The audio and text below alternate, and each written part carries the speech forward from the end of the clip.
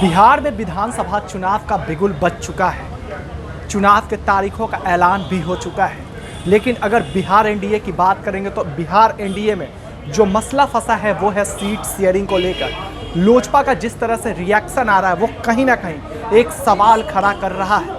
हालांकि इस सवाल को लेकर जब हमने राष्ट्रीय प्रवक्ता शहनवाज हुसैन से बात की तो उनका क्या कुछ कहना है, पहले आप सुनिए।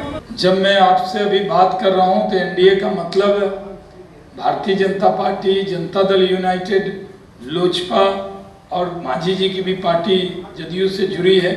हमारे अंदर अभी कोई फूट नहीं। हाँ, ये सही है कि हर दल चाहता है कि ज़्यादा से ज़्यादा सीटों पे लड़े और सब जगह कार्यकर्ता होते हैं। हमारे भी कार्यकर्ता जिन सीटों को हम नहीं लड़ते उन सीटों पर कार्यकर्ता आते हैं, टिकट मांगते हैं, लड़ने को कहते हैं। लेकिन जब पार्टी तय करती है कि गठबंधन होगा तो अभी हमारी बातचीत चल रही है गठबंधन के साथियों के साथ। जल्द ही ये तय होगा कि कौन सी पार्टी कितनी सीटों पर कहाँ चुनाव लड़ेगी, उसका ऐलान कर दिया जाएगा। उससे पहले जो छोटी मोटी फाइन ट्यूनिंग होती है वो हो रही है। हम पार्टी के बारे में भी जो निर्णय होगा, जब एनडीए की घोषणा होगी तो जो भी साथ लड़ेंगे वो सब एनडीए में। हमसे कोई बिछड़ा नहीं है।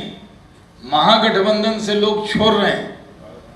मांझी जी महागठबंधन को छोड़ चुके हैं और माननीय उपेंद्र कुशवाहा जी दरवाजे पे खड़े हैं। लेकिन हमारे यहाँ कोई टूट फूट एनडीए में नहीं है, न होने वाली है। एनडीए पिछले लोकसभा के चुनाव से अब मजबूत हुआ है और महागठबंधन में महाफूट है। आज हालत यह है कि राष्ट्रीय जनता दल सिर्फ झूठे और खोखले वादे कर रहा है। जिन लोगों ने 15 साल में लोगों की नौकरी छीनने का काम किया, वो पहले दिन ही 10 लाख लोगों को नौकरी की बात कर रहे हैं। शहनवाज हुसैन का कहना है मसला कहीं भी फंसा नहीं है।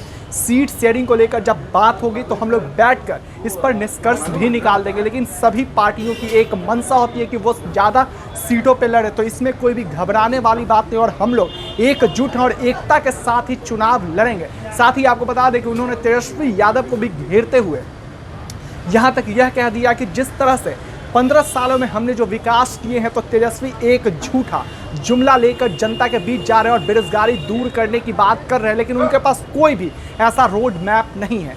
तो आपको बता दें जिस तरह से बिहार में विधानसभा चुनाव को लेकर जो है आरोप प्रत्यारोप का जो सिलसिला है वो भी दिन पे दिन बढ़ते ही चला जा रहा है। ऐसा ही तमाम अपडेट्स आपको एचएस बिहार देते रहेगा। अभी के लिए फिलहाल इतना ही। नमस्कार।